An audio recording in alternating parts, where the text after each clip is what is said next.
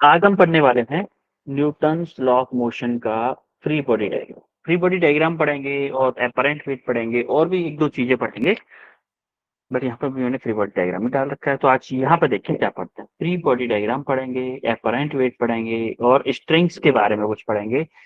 String में tension होती है, क्या होती है टेंशन, कैसे निकालते हैं टेंशन, ये सारी चीजें पढ़ेंगे और उसके बेस पर कुछ क्वेश्चंस। ठीक है, तो स्टार्ट करें। Yes, sir. Yes, sir. Yes, sir. पहले क्वेश्चन का आंसर करो जा। The rate of change of momentum is equal to rate of change of momentum, क्या बोलते हैं इसको? Impulse. Impulse. कितने लोग बोलते हैं इम्पल्स बोलेंगे इसको? कितने लोग बोल रहे हैं इम्पल्स बोलेंगे?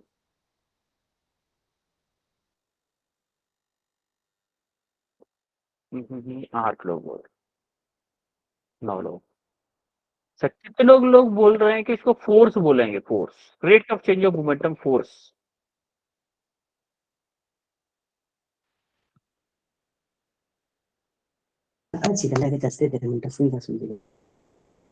यही 2 लोग सही हैं actually. Rate of change of momentum is called force. कैसे देखो, इम्पल्स क्या था बेटा? Time. Force into change in Force in momentum, change in momentum, force into time equal to delta P, था कि नहीं था? Yes, sir. अब F equal to delta P over T, क्या इसको बोलेंगे rate of change of momentum? Yes, sir. किसके equal होना चाहिए? फोर्स के इक्वल होना चाहिए। सिमिलरली सेकंड क्वेश्चन का आंसर बताओ। Change in momentum is equal to, इस क्वेश्चन पहले वाले में गलती कर दी है, मुझे भरोसा था इसमें नहीं करोगे। थर्ड क्वेश्चन का आंसर बताओ जरा, थर्ड क्वेश्चन का। Parallel and perpendicular component of the contact force is Friction and normal reaction. reaction. Friction and normal reaction. देखो, आपको याद हो कल की क्लास, एक सरफेस था, उस पर कोई ऑब्जेक्ट रखा हुआ था, उसका एक कांटेक्ट फोर्स था। इसका एक कंपोनेंट था मेरा पैरेलल, थोड़ा सा एंगल पे बन गया।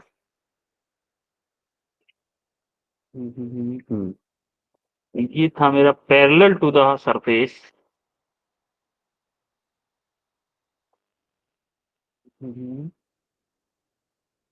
फोर्स है, फोर्स है पैरेलल टू द सरफेस। और एक सेकंड,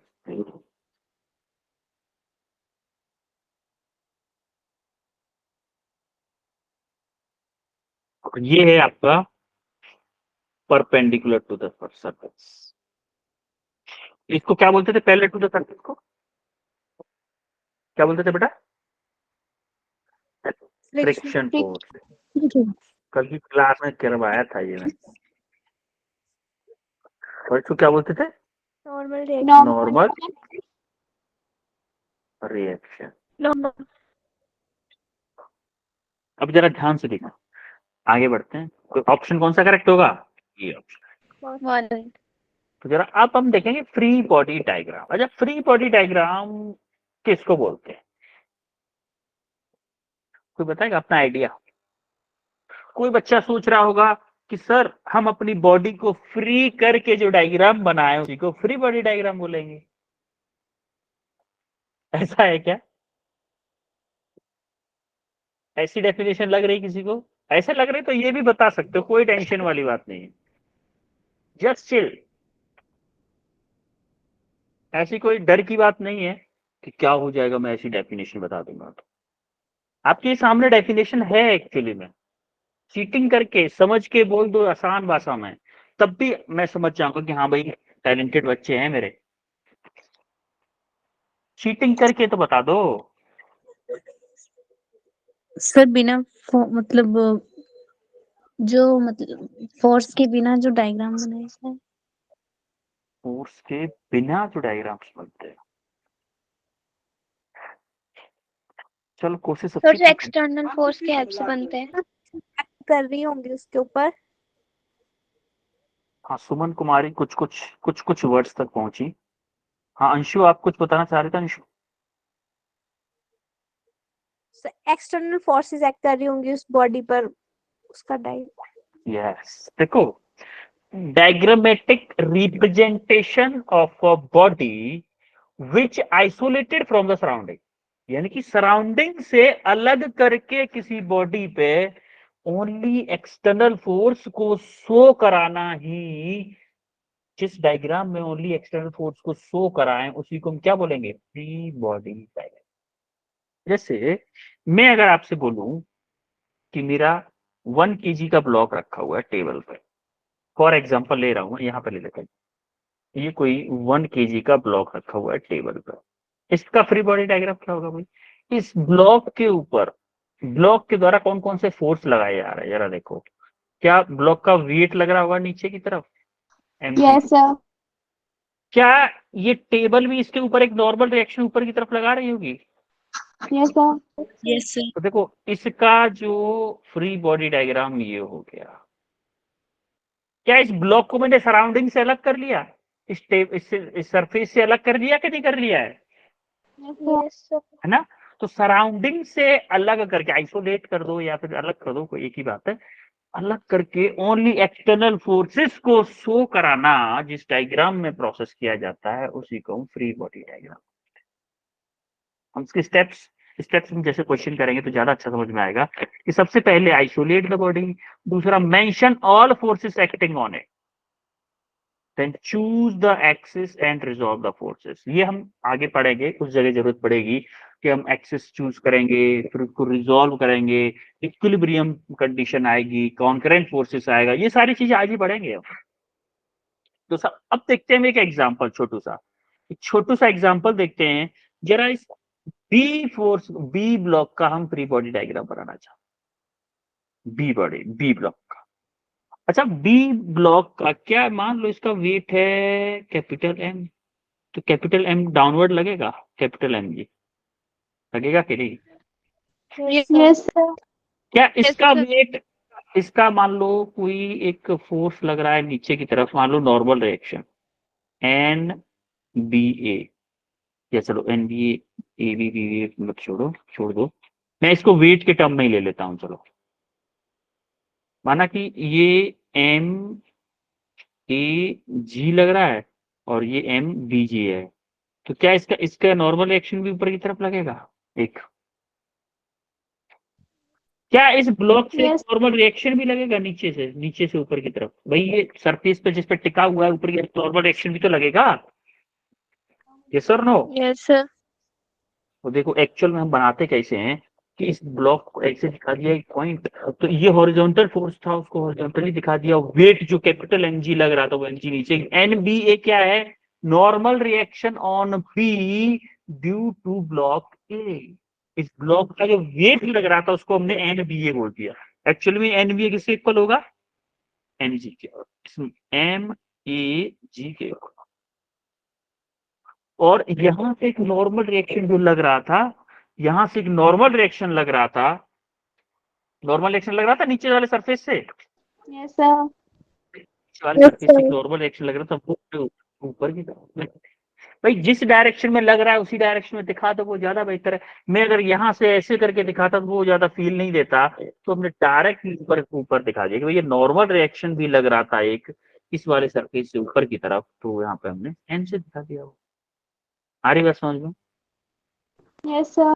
यस सर। ठीक है, अब हम एक और फ्री बॉडी डायग्राम देखने वाले हैं। इसका फ्री बॉडी डायग्राम बनाना है, हमें ब्लॉक ए का भी बनाना है और ब्लॉक बी का भी बनाना है। अच्छा एक बात बताओ, कभी आप लाइन में खड़े हुए हो, प्रेयर होती है स्कूल में, school prayer yes sir. Morning में? Yes sir. अच्छा प्रेयर जब होती है तो क्या होता है, पीछे वाला शैतान बच्चा जो होता है वो थोड़ा सा धक्का लगा देता है आगे वाले को, वो अपने आगे वाले को लगाता है, वो अपने आगे वाले को लगाता है, वो अपने आगे वाले को लगाता है, होता है ऐसा? Yes sir. कभी कभी ऐसा होता है, डेली नहीं होता, अगर क्योंकि टीचर ने अगर देख लिया तो वाट लगा देगा वो। लेकिन कभी कभी ऐसा होता है, बच्चे जब टीचर मान लो आगे की तरफ खड़े तो शैतानी करते हैं, तो होता एक्चुअली उस फंडे से हम समझ सकते हैं क्या कि अगर मेरे पीछे से कोई फोर्स लगा रहा है तो मुझे आगे की तरफ धकेलेगा कि नहीं धकेलेगा? Yes sir. मान लो यस सर। मान लो मेरे सामने ये बुक रखी है और मैं ऐसे पीछे से धकेल रहा हूँ, तो क्या इस पे एक आगे की तरफ फोर्स और ये बुक भी मेरे तरफ पीछे की तरफ फोर्स लगा रही होगी कि नहीं लगा रही होगी? Yes sir. तो वही फंडा हम यहाँ पे देखने वाले हैं। जरा देखो, पहले हम ब्लॉक ए का फ्री बॉडी डायग्राम बनाते हैं। देखो ब्लॉक बी का जैसे ही फ्री बॉडी डायग्राम बनाने पहुंचे तो हमने देखा बी को ब्लर कर दिया, हमने बी ब्लॉक को ब्लर कर दिया, हमने मान लिया कि बी ब्लॉक है ही नहीं, मान लिया। देखो ए ब्लॉक पे इधर एफ लग रहा है, क्या एनजी नीचे की तरफ लगेगा? ए ब्लॉक का वेट जो है क्या नीचे की तरफ लगेगा? और वेट की वजह से एक नॉर्मल रिएक्शन, ये नॉर्मल रिएक्शन क्या होता है? अलोंग ए बी होता है, ऐसे होता है। जो नॉर्मल रिएक्शन होता है वो एग्जैक्टली अलोंग होता है। आपको याद है कल मैंने बताया था कि जब हम दीवार में मुक्का मारेंगे, जिस एक्सिस पे मैं फोर्स लगा रहा हूं अपने हाथ से दीवार पे, क्या उसी एक्सिस पे दीवार मेरे हाथ के ऊपर फोर्स लगाएगी? सेम एक्सिस पे। Yes sir. बताया था कल, सेम एक्सिस पे फोर्स लगाएगी, इधर उधर नहीं लगाएगी। सिमिलरली आप देखोगे, क्या अगर मैं इस ब्लॉक को आगे की तरफ धक्का दे रहा हूं, क्या वो ब्लॉक बी मुझे इस डायरेक्शन में धक्का लगाएगा? Yes sir. According to Newton third law, A अगर इसको इस डायरेक्शन में धक्का लगा रहा है तो क्या बी भी इधर इस डायरेक्शन में, यानी कि इसको मैं क्या बोलूंगा? एन क्या बी ए, इसको क्या बोलूंगा? N A B. फोर्स इसको क्या बोलूंगा? Force on B due to A, और इसको क्या बोलूंगा? Force on A due to B. Yes और नो? भाई ए लगाएगा बी पे, बी लगाएगा ए पे, तो हमने अभी ए का बना रहे हैं तो ए के ऊपर एक्सटर्नल फोर्स दिखा रहे हैं, ओनली ए के ऊपर क्या लग रहा है? एन ए भी लग रहा है। आई बात समझ में? यस अब देखो इसको इसको हमने दिखाने के टर्म में, जब हम मेनली फ्री बॉडी डायग्राम बनाते हैं, एफबीडी जब बनाते हैं तो क्या करते हैं? पॉइंट पॉइंट से दिखा दिया ए को पॉइंट से दिखा दिया, तो देखो लेफ्ट साइड में लग रहा है आपका एफ, राइट साइड में जगह जा रहा है एन ए बी, ऊपर जा रहा है एन, नीचे की तरफ आ रहा है एन। सिमिलरली हमारा ब्लॉक बी को अगर आप देखोगे, ब्लॉक बी में क्या है? वेट नीचे की तरफ लगेगा, एन भी नीचे की तरफ लग गया। तो देखो N A B, N B A sorry N B A क्या राइट डायरेक्शन में लग रहा है? या फिर राइट डायरेक्शन में एन बी ए लगा दिया हमने। यस और नो? Yes sir. और देखो क्या अगर ये वेट डाउनवर्ड लगेगा तो यहाँ से एक नॉर्मल रिएक्शन भी तो निकलेगी ऊपर की तरफ, निकलेगी कि नहीं? तो यहाँ से एक नॉर्मल रिएक्शन लग गई ऊपर की तरफ, जिसको हम बोलते हैं एन एस। बोलो, यस सर। है ना? N S. तो यहाँ से हमारा क्या हुआ? इसका फ्री बॉडी डायग्राम बन के तैयार हो। क्लियर है? Yes sir. Yes sir. आगे बढ़े। Yes sir. Yes sir. Yes sir. जरा मुझे इसका फ्री बॉडी डायग्राम बना के बताओ। इसका फ्री बॉडी डायग्राम एक बार ट्राई करो, उसके बाद हम बात करते हैं। ठीक है, ट्राई करो एक बार।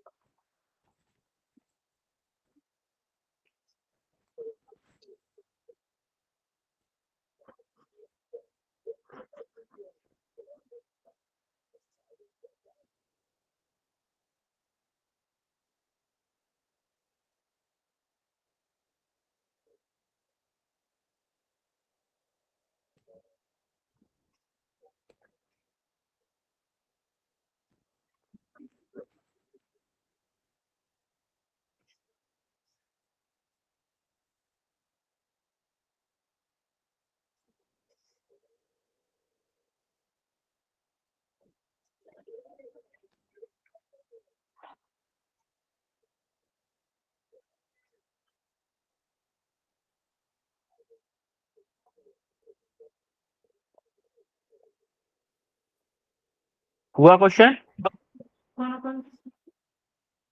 बच्चों? हुआ कि नहीं? Yes sir. Yes sir. अच्छा, इस क्वेश्चन को ना थोड़ा ध्यान से देखिएगा, क्योंकि इस क्वेश्चन नहीं है ये, एक्चुअली में ये है कंसेप्ट। ये कंसेप्ट हमारा फिजिक्स में बहुत बार यूज होगा, हजारों बार यूज होगा, इसलिए जरा ध्यान से देखिएगा। और मैं इसको थोड़ा सा बड़ा ही बताऊंगा, इनलार्ज करके बताऊंगा, थोड़ा सा इनलार्ज फॉर्मेट।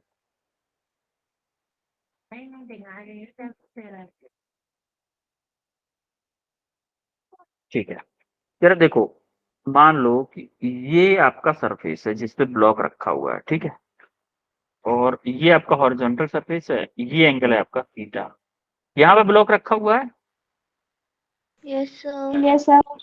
वेट किधर लगता है, क्या वर्टिकली डाउनवर्ड लगता है weight? Yes sir. Yes sir. यहाँ से जस्ट वर्टिकली डाउनवर्ड वेट लगेगा, वर्टिकली डाउनवर्ड। ये हमारा क्या हो गया, कैपिटल एम जी हो गया कि नहीं? अब देखो, मैंने यहाँ से यस सर। नॉर्मल, एक नॉर्मल डाला इस सरफेस पे, इंक्लाइंड सरफेस पे नॉर्मल डाला, तो क्या ये वाला एंगल 90 डिग्री होगा? बताओ यस सर। भाई, इंक्लाइंड सरफेस पे नॉर्मल है। अब जरा मुझे बताओ, ये मेरा थीटा है, तो ये वाला एंगल क्या होगा, ये भी 90 होगा कि नहीं होगा? Yes sir. ये 90 है, ये थीटा है, ये एंगल क्या होगा, कोई बताएगा? ये वाला एंगल। ट्रायंगल के तीनों एंगल्स का सम क्या होता है? मान लो ये मेरा बीटा है, ठीक है, अभी मैंने बीटा मान लिया, तो क्या मैं बोल सकता हूँ 90 प्लस थीटा प्लस बीटा मेरा 180 डिग्री होगा? Yes sir. Yes sir. Triangle के यस सर। तीनों एंगल्स का सम मेरा क्या होता है? 180 डिग्री होता है। तो मेरा यहाँ से आप देखोगे बीटा इक्वल टू आएगा, इस 90 को इधर ले जाओ, थीटा को इधर ले जाओ, तो क्या मेरा 90 माइनस के थीटा बचेगा? Yes sir. यस तो सर। बीटा इक्वल टू आया 90 माइनस थीटा, ठीक है। अच्छा, एक चीज और बताओ, माना कि ये वाला एंगल मेरा अल्फा है, ये वाला एंगल मान लिया मैंने अल्फा है। अब इस लाइन को देखो जरा, ये वाली लाइन, ये जो है ना, ये वाली सरफेस वाली लाइन, तो क्या ये वाली लाइन पूरा ये वाला एंगल 180 डिग्री होगा? Yes sir. या फिर बोलूं कि किसी भी लाइन का ऐसे करके 180 डिग्री होता है? तो क्या मैं बोलूं, एक और कलर लिखता हूं, ये वाला लिखता हूं, क्या मैं यहाँ से लेके ये मेरा टोटल एंगल 180 डिग्री होगा? होगा कि नहीं होगा? Yes sir. सर। अब ठीक है, जरा अब आप ध्यान से देखना कि ये मेरा 90 प्लस अल्फा प्लस बीटा क्या मेरा 180 डिग्री होना चाहिए, तभी तो पूरा एंगल बन रहा है। Yes yes sir. Yes sir. तो मैं बोलूंगा 90 प्लस अल्फा प्लस बीटा मेरा होना चाहिए 180 डिग्री। अब जरा देखो, 90 प्लस अल्फा, बीटा कितना निकाला हमने, 90 माइनस के theta, 90 minus theta equal to 180। अब देखो 90 प्लस 90, तो क्या मैं इसको कैंसिल कर दूं? Yes sir. बोलो, तो मेरा अल्फा क्या आ गया, थीटा। थीटा डिग्री आया कि नहीं आया? Yes sir. Yes sir. एक चीज हमेशा याद रखिएगा, कि हमेशा याद रखिएगा कि ये जो एंगल होता है, ये जो एंगल होता है, वो हमेशा हमेशा, आज के बाद में इतना मेहनत नहीं करेंगे क्वेश्चन को सॉल्व करने के लिए, हम डायरेक्टली मान लो ये एंगल मेरा थीटा है, तो यहां से ऐसे एंगल निकालेंगे, और इससे जो परपेंडिकुलर के बीच में ये जो एंगल बनेगा वो हमेशा थीटा होगा, ये आपका एंगल हमेशा। आज के बाद में, और आज के बाद में क्वेश्चन में करेंगे ना, डायरेक्टली इसको थीटा ले लेंगे, इसको डायरेक्टली थीटा अल्फा करके, ये इतनी कैलकुलेशन नहीं करेंगे। इसीलिए हम ये मेहनत कर रहे थे, इसीलिए मैंने आपको बोला था कि ये बहुत सारे क्वेश्चंस में यूज होने वाला है concept। अच्छा, ये अगर मेरा अल्फा है, ये मेरा एमजी है, तो क्या एमजी के दो कंपोनेंट होंगे, एक इधर होगा, क्या होगा यस इधर, sir. mg sin theta. MG cos होगा बेटा, mg अल्फा sin इधर से चिपका हुआ है, थीटा। एमजी कॉस थीटा, इधर एमजी कॉस थीटा, और एक इधर होगा, क्या होगा, MG mg sin sine theta. Theta. ये बना इसका एग्जैक्ट फ्री बॉडी डायग्राम। आया समझ में? Yes sir. क्वेश्चन कैसे निकाला ये समझ में आ गया? Yes sir. Yes sir. अब जरा इन तीनों का फ्री बॉडी डायग्राम बनाओ, ट्राई करो जरा फ्री बॉडी डायग्राम बनाने का, इन तीनों का फ्री बॉडी डायग्राम बनाओ, फिर हम देखते हैं क्या होता है।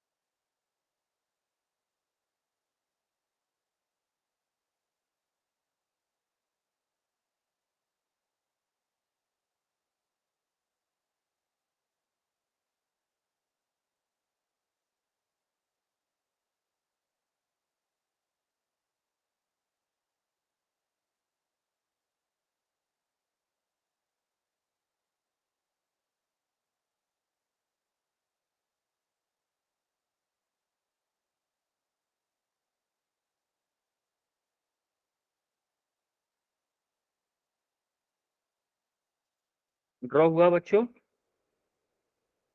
देखो हमेशा क्या होता है, जो नॉर्मल रिएक्शन होती है किसी भी स्फीयर पे, अगर कोई स्फीयर कहीं पे रखा मिल जाए आज के बाद में, तो उसकी नॉर्मल रिएक्शन हमेशा उसके सेंटर से पास हो। देखो यहाँ पे एक, यहाँ पे टच हो रहा है, क्या यहाँ से नॉर्मल रिएक्शन होगी? एक होगी कि नहीं? Yes sir. यहाँ से एक नॉर्मल रिएक्शन ऐसे जाएगी, और यहाँ पर टच हो रहा है, इस डायरेक्शन से फोर्स लग रहा है, तो एक यहाँ से जाएगी। देखो आप देखोगे ये भी सेंटर से पास हो रही है, ये भी सेंटर से पास हो रही है। सिमिलरली यहाँ पर टच हो रहा है, यहाँ से एक नॉर्मल रिएक्शन जाएगी, यहाँ पर टच हो रहा है, यहाँ से एक नॉर्मल रिएक्शन जाएगी, यहाँ पर टच हो रहा है, यहाँ से एक नॉर्मल रिएक्शन जाएगी, और यहाँ से एक जाएगी। इनको दे दो N1 N2, नाम दे दो, कुछ भी नामकरण कर दो, N1 N2 N1 N2, कुछ भी नामकरण कर दो। ये इनके हो गए फ्री बॉडी डायग्राम। आई बात समझ में? अब यस देखो sir. Free body diagram Yes, actual में बनाएंगे कैसे, तो इनको हटा देंगे हम। ये जो है ना, इनको हटा देंगे, इनको हटा दो और डायग्राम बना दो जब कैलकुलेशन करते हैं उस टाइम पे। ये उनके फ्री बॉडी डायग्राम। ठीक, अब हम आते हैं एपरेंट वेट पे। एपरेंट वेट कितने लोगों ने फील किया है? कितने लोग लिफ्ट में बैठे हैं, पहले ये बताओ मुझे, लिफ्ट में कितने लोग बैठे हैं?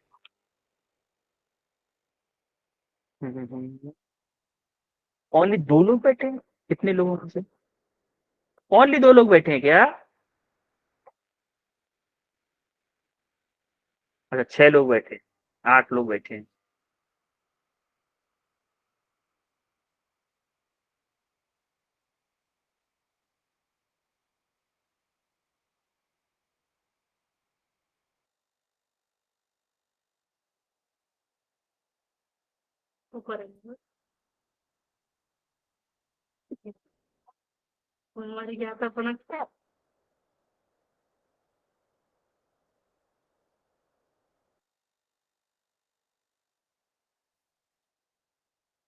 ठीक, क्या फील किया आप लोगों ने लिफ्ट में बच्चों? क्या फील किया है? कोई बताएगा? कुछ कुछ अपना एक्सपीरियंस शेयर करेगा क्या कोई? कभी जब हम कभी ऊपर जाते लाइट हैं, मान, फील हाँ होता है। हाँ हाँ, बताओ वंशिका, वंशिका बताओ। कभी कभी हमें लाइट फील होता है और कभी कभी ऐसा लगता है हमारा वेट बढ़ गया। बढ़ गया, यस। कभी कभी हमें लगता है कि हमारा वेट कम हो गया, और कभी कभी लगता है वेट बढ़ गया। कम कब लगता है बेटा? कुछ आइडिया बताओगे क्या, कम कब लगता है आपको वेट? जब हम ऊपर से नीचे को आते हैं। यस, एग्जैक्टली करेक्ट बोला। वंशिका के लिए तालियां बजाओ। एग्जैक्ट ऑब्जर्वेशन, बहुत अच्छे, बहुत अच्छे ऑब्जर्वेशन वंशिका। देखो एक्चुअली में क्या होता है, जब आप ऊपर से नीचे की तरफ आते हो, तो अच्छा, रिलेटिव एक्सेलरेशन का कंसेप्ट याद है आपको? रिलेटिव एक्सेलरेशन, रिलेटिव क्या होता है? अरे रिलेटिव का मतलब क्या है? रिश्तेदार। अगर मैं बोलूं वी ए बी, क्या होगा? V A minus V B होता है कि नहीं? Yes sir. ये अगर मेरा वी ए और वी यस बी दोनों सर। सेम डायरेक्शन में है, या फिर मैं बोलूं कि अगर दोनों सेम डायरेक्शन में है तो माइनस होंगे, और अपोजिट डायरेक्शन में दोनों होते तो प्लस हो जाते। Yes sir. अरे मैं बोल दूं यस सर। कि वी ए मेरा इस डायरेक्शन में है और वी बी मेरा इस डायरेक्शन में, तो क्या हो जाएगा? मेरे वी ए बी क्या हो जाएगा? वी ए बी क्या हो जाएगा? V A plus V B हो जाएगा कि नहीं हो जाएगा? क्योंकि इसको मैं नेगेटिव लूंगा तो ये माइनस है, वो माइनस प्लस हो जाएगा। बोलो। Yes sir. यानी कि अगर, अब एक चीज याद रखो कि अगर मेरे एक्सिलरेशन वेलोसिटी है सेम टू सेम एक्सेलरेशन के साथ में हुआ, कि अगर मेरे एक्सिलरेशन, क्या मेरा ग्रेविटेशनल एक्सेलरेशन हमेशा नीचे की तरफ लगता है? जी। Yes sir. अगर मेरा एक्सेलरेशन, लिफ्ट Yes, का sir. एक्सेलरेशन डाउनवर्ड डायरेक्शन में है, यानी कि लिफ्ट मेरी ऊपर से नीचे की तरफ आ रही है, तो मेरा रिलेटिव एक्सेलरेशन क्या होगा? रिलेटिव एक्सेलरेशन, दोनों सेम डायरेक्शन में है, दोनों सेम डायरेक्शन में है। इसको ए लो, ए, जी नहीं है, ए है। दोनों सेम डायरेक्शन में है, तो रिलेटिव एक्सेलरेशन क्या होगा? जी माइनस के ए होगा कि नहीं होगा, बताओ? Yes Yes, sir. sir. यानी कि नेट एक्सेलरेशन क्या हो गया हमारा? कम हो गया। इसीलिए आपको लिफ्ट से, जब लिफ्ट ऊपर से नीचे की तरफ आती है, आपको हल्का फील होता है। सिमिलरली अगर मैं बात करूं कि ग्रेविटेशनल एक्सेलरेशन तो हमेशा नीचे की तरफ लगता है, अगर आपकी लिफ्ट नीचे से ऊपर की तरफ जा रही है, यानी कि ए ऊपर की तरफ लग रहा है, तो रिलेटिव एक्सेलरेशन क्या होगा बेटा? देखो दोनों अपोजिट में है, तो जी प्लस ए होगा कि नहीं होगा? Yes yes sir. तो रिलेटिव एक्सेलरेशन क्या हो गया? बढ़ गया। जैसे ही एक्सेलरेशन बढ़ गया तो हमारा जो वेट होता है, वेट बोलो या आप अपनी नॉर्मल रिएक्शन बोल दो, बात एक ही है, दोनों दोनों एक ही बात है। जो जो वेट होता है लिफ्ट में, अंदर वेट क्या होता है? M into A R, M into A R, A R मतलब रिलेटिव एक्सेलरेशन। अब जरा हम कंसेप्ट पे आते हैं। अगर आपकी लिफ्ट ऊपर की तरफ जा रही है, लिफ्ट अगर ऊपर की तरफ जा रही है, इसका मतलब उसका एक्सेलरेशन किधर होगा? ऊपर होगा या नीचे की तरफ होगा? ऊपर। ऊपर एक्सेलरेशन ऊपर की है तरफ। ऊपर ऊपर की तरफ। अगर ऊपर। मेरा एक्सेलरेशन ऊपर की तरफ होगा, जरा इस इक्वेशन में देखो, एम, एम जरा कॉमन ले लो इसमें, एम जरा कॉमन लो इस वाली में। एम अगर कॉमन लोगे तो क्या होगा? जी प्लस ए बन रहा है कि नहीं जी बन रहा प्लस। है बताओ? Yes sir. तो यस क्या सर। ये रिलेटिव एक्सेलरेशन है? ये यही रिलेटिव एक्सेलरेशन था कि नहीं था? Yes sir. देखो नॉर्मल रिएक्शन, देखो यस जब आप किसी वेइंग मशीन पे खड़े हुए हो, अगर आप किसी वेइंग मशीन पे खड़े हुए हो और वो आपका वेट बता रही है, मान लो 700 न्यूटन या 60 न्यूटन, 50 न्यूटन, कुछ भी बता रही है, तो वो एक्चुअली में क्या बता रही है? वो ये बता रही है कि भैया इसका वेट, इसको मेरे ऊपर खड़ा रहने की वजह से मुझे इतना रिएक्शन फोर्स लगाना पड़ेगा। वो अपना रिएक्शन फोर्स बताती है एक्चुअली, ये वेइंग मशीन होती है। सिमिलरली जब आप लिफ्ट से नीचे आ रहे हो, लिफ्ट आपकी नीचे की तरफ आ रही है, तब क्या होगा? लिफ्ट अगर आपकी नीचे की तरफ आ रही है तो एक्सेलरेशन किधर होगा? डाउनवर्ड डायरेक्शन में होगा, होगा कि नहीं? Yes sir. इसका मतलब ग्रेविटेशनल एक्सेलरेशन भी नीचे की तरफ है, ए भी आपका नीचे की तरफ है। इधर क्या था? ए आपका ऊपर था, जी आपका नीचे था। तो देखो रिलेटिव एक्सेलरेशन क्या होगा? एम कॉमन ले लो जरा, यहां से क्या आएगा?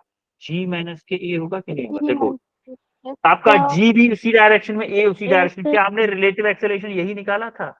बताओ। सर। आप यहाँ यस तक क्लियर है सर। सबको? Yes sir. हमें हमें ये पता चल गया कि हम जब हम ऊपर से नीचे की तरफ आते हैं तो हमको लाइट वेट फील होता है, क्यों होता है? और जब नीचे से ऊपर की तरफ लिफ्ट में जाते हैं तो हमें हैवी वेट फील होता है, क्यों होता है? अब जरा कंडीशन सोचते हैं एक और, कि जब हम नॉर्मल खड़े हुए हैं तो नॉर्मल वेट होगा, जब हम ऊपर नीचे की तरफ आ रहे हैं तो हमारा क्या होगा? Lighter than normal weight. जो हमारा लाइटर मतलब कम, और हैवियर देन कब होगा? जब ऊपर जा रहे हो। अगर मान लो आपके साथ तो ऐसा हो नहीं, भगवान ना चाहे किसी के भी साथ हो ऐसा, लेकिन फिर भी अगर हमने लिफ्ट में एक रोबोट बिठा रखा है, रोबोट बिठा रखा है, उसका वेट था मान लो 100 न्यूटन, 100 न्यूटन, 1000 न्यूटन वेट था उसका, 1000 न्यूटन वेट था, और लिफ्ट का हमने बीच में ही लिफ्ट का वायर टूट गया, लिफ्ट का वायर टूट गया, तो कोई बताएगा उसका वेट कितना होगा? Zero. Zero. Zero weight, absolutely. क्या लगेगा उसको? Zero weight. क्यों लगेगा? देखो हमारा ग्रेविटेशनल एक्सेलरेशन नीचे की तरफ था, और जो जिस एक्सेलरेशन से लिफ्ट नीचे की तरफ जाएगी, क्या वो एक्सेलरेशन भी जी होगा? जो ए ले रहे थे अब तक, क्या वो भी हमारा जी होगा? यस होगा सर। कि नहीं? यस तो सर। हमारा रिलेटिव, इसकी इसमें रिलेटिव एक्सेलरेशन निकालो, जी माइनस के जी यानी कि जीरो हो। रिलेटिव एक्सेलरेशन जीरो, यहाँ पर जीरो पुट करोगे, क्या हमारा वेट जीरो आएगा? बोलो। यस अगर सर। अगर अगर मान लो कोई मान, वैसे छोड़ो, इस बात को नहीं बताते। यहाँ तक क्लियर है सबको कि लिफ्ट में अगर वायर टूट जाता है तो आप किसी का भी वेट जीरो होगा, वेइंग मशीन पे वेट जीरो शो करेगा, और कैसे वेट बढ़ता हुआ दिखता है, कैसे वेट घटता हुआ फील होता है, कैसे नॉर्मल वेट, ये सारी चीजें क्लियर है आपको? Yes sir. Okay. Okay then अब हम आते हैं टेंशन इन स्ट्रिंग। भाई टेंशन तो वैसे ही जिंदगी में होता है। किस किस को लगता है कि जिंदगी में टेंशन बहुत है आपकी में? थोड़ी टेंशन कम कर देते हैं, बताओ किसको लगता है? हैंडल्स करो जरा। अच्छा मैं हैंड डाउन कर रहा हूं, अब बताइए, अब फिर से बताइएगा।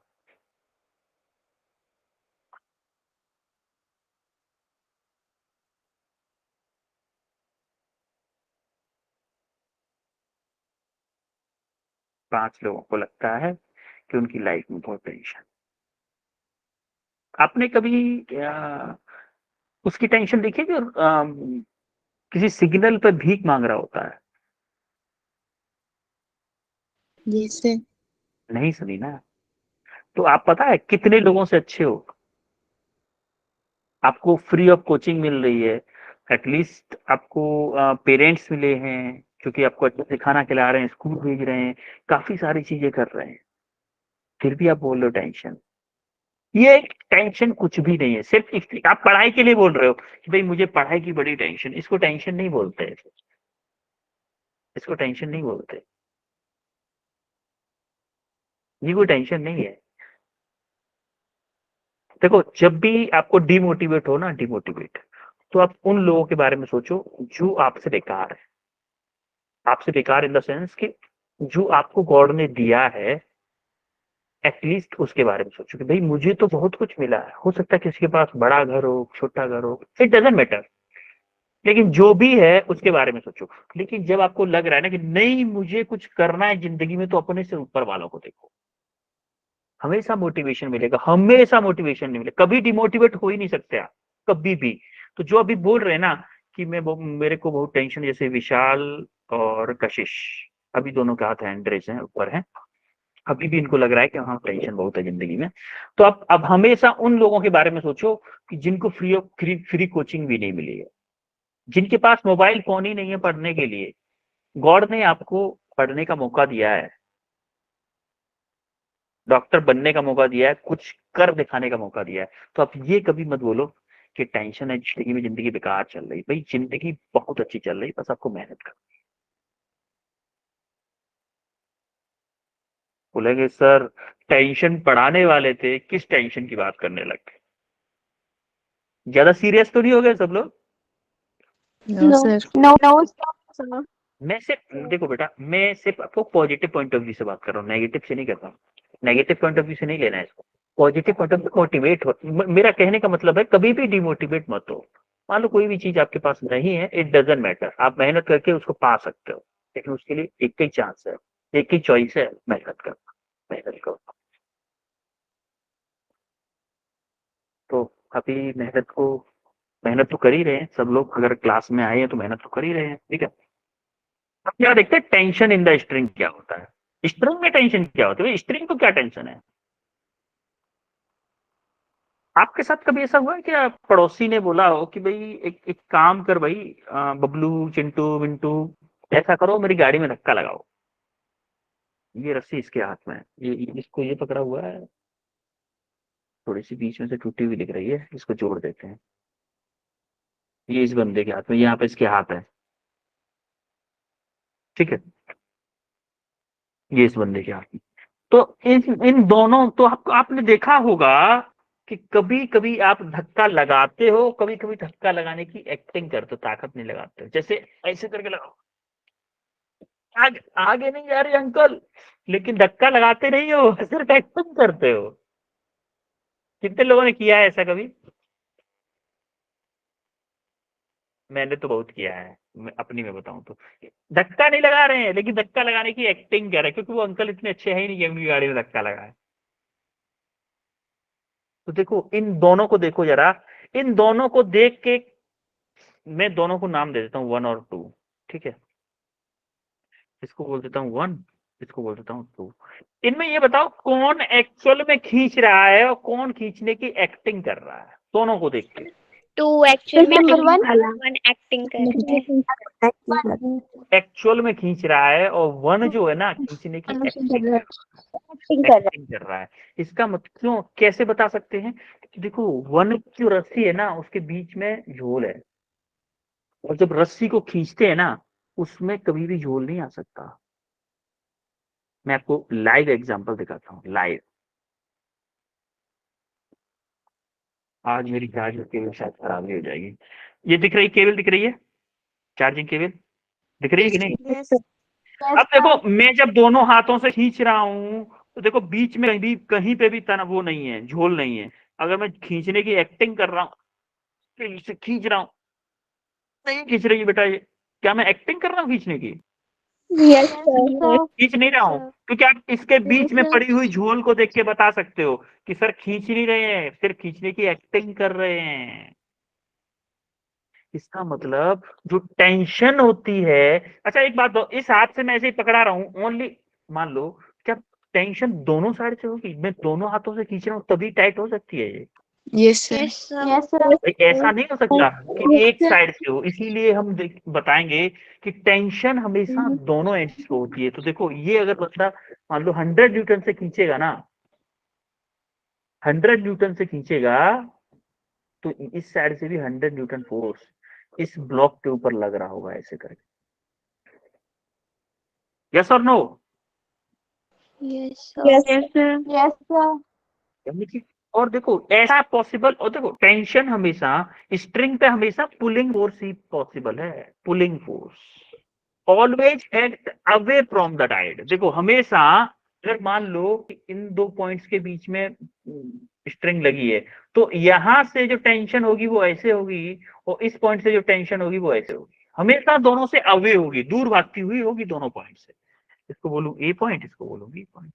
अच्छा एक बात बताओ, हमेशा पुलिंग ही होती है टेंशन। जरा एक बात बताओ, ये जो रिंग, ये जो केबल थी मेरे हाथ में, इसको पुलिंग मतलब खींचना, दोनों साइड से खींचना।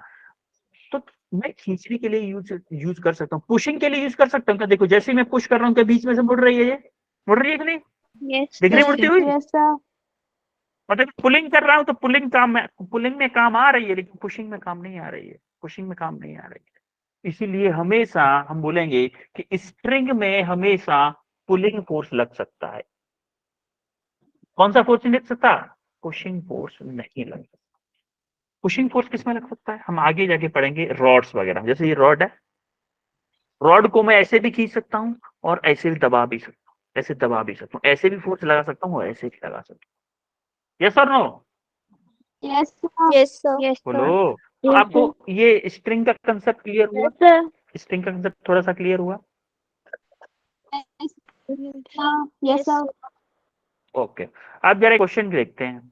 अब देखो कॉन्करेंट एंड इक्विलिब्रियम, देखो जितना वो इंपॉर्टेंट था ना, ये भी बहुत वेरी वेरी इंपॉर्टेंट, ये भी बहुत ज्यादा इंपॉर्टेंट टॉपिक है। देखो कॉन्करेंट फोर्स, कॉन्करेंट फोर्स वो फोर्स होते हैं जो किसी एक पॉइंट से पास होते हैं। सारे के सारे फोर्सेस किसी एक सिंगल पॉइंट से पास होते हैं, उन सभी फोर्सेस को क्या बोलते हैं? कॉन्करेंट फोर्स बोलते हैं। जरा देखिएगा इस फोर्स को, इन फोर्सेस को देखिएगा। रेड कलर लेते हैं, रेड कलर ज्यादा अच्छा दिखेगा इसमें।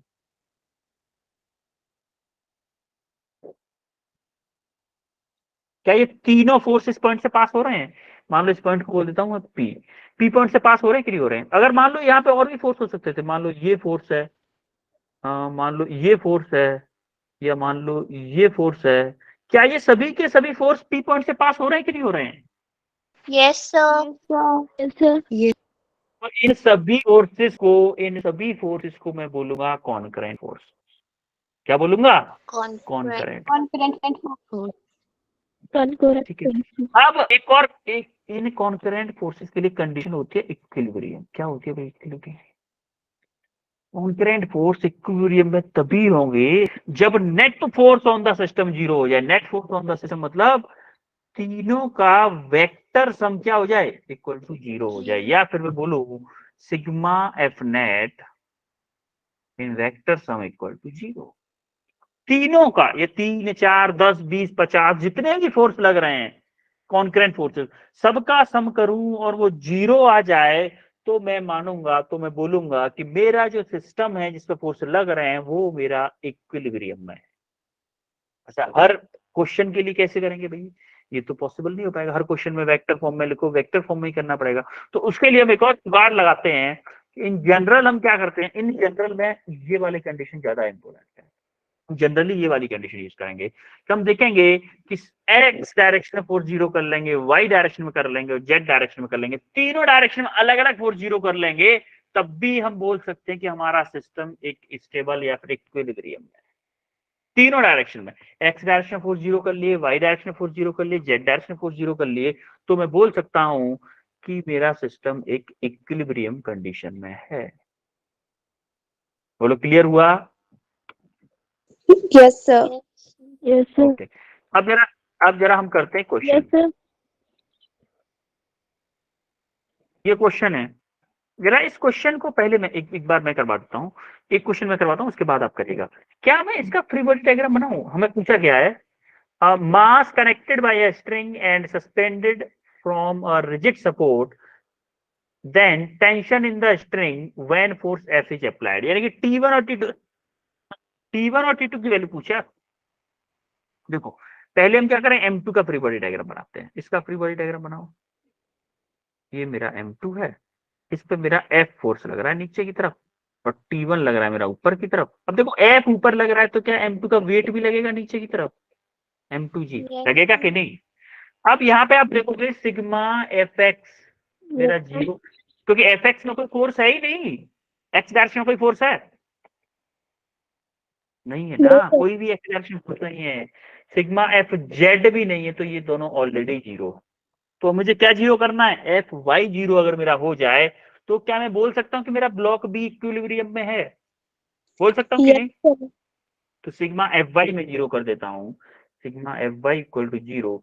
तो एफ वाई के लिए क्या करूंगा, वाई डायरेक्शन फोर्सेस ले लो। टी मेरा ऊपर है तो इसको पॉजिटिव ले रहा हूँ, T1 माइनस के एफ माइनस के M2G इक्वल टू जीरो। यानी कि T1 मेरा आ गया एफ प्लस M2G। क्लियर है कैसे आया? Yes, sir. बोलो। अब देखो M1 का ले लेते हैं। अब देखो जरा, जब आप M1 का फ्री बॉडी डायग्राम बनाओगे, M1 पे एक T1 ऐसे भी लग रहा होगा। आपको याद है मैंने बताया था कि जो स्ट्रिंग है उस पे अगर इस पॉइंट को लूं, तो इस पॉइंट पर T ऐसे लग रहा होगा, इस पॉइंट पर T ऐसे लग रहा होगा कि नहीं? Yes, sir. तो सिमिलरली Yes, M1 पे एक नीचे की तरफ T लग रहा होगा। तो मैं इसका फ्री बॉडी डायग्राम बनाऊं M1 का, तो देखो इस पे एक T1 नीचे की तरफ लग रहा होगा, T2 लग रहा होगा ऊपर की तरफ, T2 ऊपर की तरफ, और एक M1 नीचे की तरफ भी, M1G भी तो लग रहा होगा वेट। ये सर नो बोलो। yes, sir. यहाँ पे मेरा सिग्मा एफ वाई जीरो है, एफ वाई नहीं, एफ एफ वाई तो हमें करना है जीरो, एफ वाई नहीं, एफ एक्स और एफ जेड। यहाँ पे मेरा एफ एक्स और F Z, sigma F Z दोनों जीरो है। तो क्या मैं यहाँ पे सिग्मा एफ वाई जीरो कर दूं तो मेरा सिस्टम इक्विलिब्रियम में हो जाएगा? ये sir no? Sir. Yes, sir. अब देखो सिग्मा एफ वाई को अगर मैं जीरो करूं, तो मैं इक्विलिब्रियम इक्वेशन अप्लाई करता हूँ, T2 minus T1 minus M1G equal to zero होगा। बोलो। Yes sir. Yes, sir. T2 मुझे फाइंड करना है, तो मेरा क्या होगा, Yes, sir. M1G plus T1 की वैल्यू क्या पुट कर दूं, F प्लस M2G पुट कर दूं। Yes sir. Yes, sir. तो यहाँ से देखोगे आप, T2 की वैल्यू, यहाँ से देखो T2 की वैल्यू मेरी आ गई, F प्लस G को कॉमन ले लेता हूँ, M1 प्लस M2। बोलो, ये आई कि नहीं आई T2 की value? Yes, sir. Yes, sir.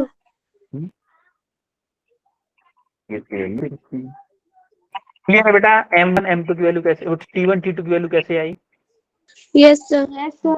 जरा एक और Yes, sir. क्वेश्चन करो, इस क्वेश्चन को करो जरा, टाइम भी होने वाला है। इस क्वेश्चन को करो।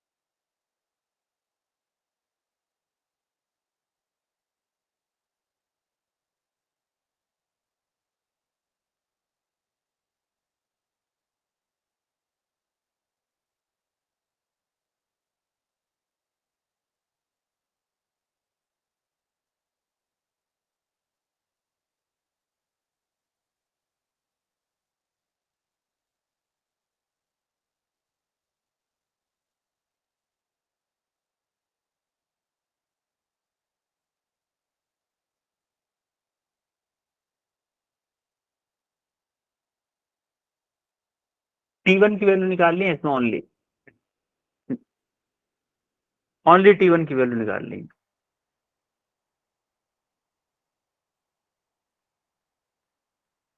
हो सकता है,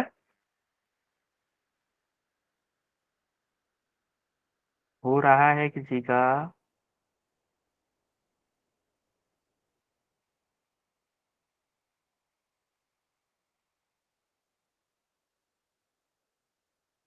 बेटा इजी क्वेश्चन है ये तो, इतना ज्यादा टफ है नहीं।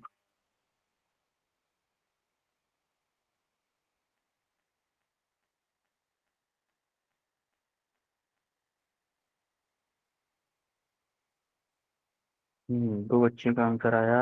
कशिश बताओ आंसर। कशिश, बेटा कशिश। कोमल, सर 130 न्यूटन। 138। ओके ठीक है। देखो इसका हम फ्री बॉडी डायग्राम बनाते हैं, इस ब्लॉक का। सबका मास दे रखा है उसने 3 kg। मास हर एक ब्लॉक का 3 kg है। तो सबसे पहले क्या बनाते हैं, एफबीडी। एफबीडी बनाओ जरा इसका, क्या बनेगा। 100 न्यूटन नीचे की तरफ दे रखा है पहले। क्या इसका वेट नीचे की तरफ लगेगा, 3G लगेगा कि नहीं लगेगा, बोलो। Yes sir. और टी किधर लगेगा मेरा, ऊपर की तरफ, T1 सॉरी। देखो यहाँ पे सिग्मा एफ एक्स आपका 0 है, सिग्मा एफ जेड आपका 0 है। तो वो क्या 0 करना है, सिग्मा एफ वाई 0 करना है बस। सिग्मा एफ वाई को 0 कर दो। क्या करोगे, T1 माइनस 100 माइनस के 3G equal to 0। T1 equal to 100 plus 3 into 10, कितना आएगा, T1 इक्वल टू 130। कितना इजी क्वेश्चन था भाई ये इसका। डाउट किसी को कोई। No sir. नो। ओके, ये आपके लिए होमवर्क क्वेश्चन है। 2 क्वेश्चन एक और होगा, ये 3 क्वेश्चन आपके लिए होमवर्क है। इस क्वेश्चन में ध्यान से देखिएगा, T1 बाई T3 का रेशियो बनाया है, पूछा है। यहाँ से T1 निकालोगे आप, यहाँ से आप T1 निकालोगे, यहाँ से T3 निकालोगे, दोनों का रेशियो पूछा है। मुझे हो आया, मुझे पता है आप कर लोगे। सबसे पहले क्या पढ़ा था आज में, फ्री बॉडी डायग्राम। एफबीडी पढ़ा हमने, और क्या पढ़ा, apparent body weight. Apparent wait. Apparent wait, और क्या पढ़ा, tension. Tension in a string. Tension in string, और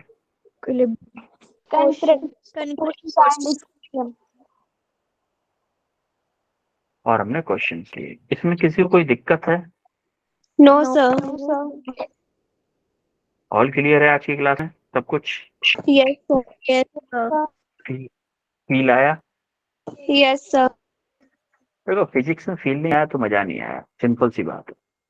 फिजिक्स मतलब फीलिंग, फील आना चाहिए। केबल को कैसे स्ट्रिंग करते हैं, वो एनिमेशन, वो सारी चीजें फील आएंगे नहीं, आई फील। Yes sir.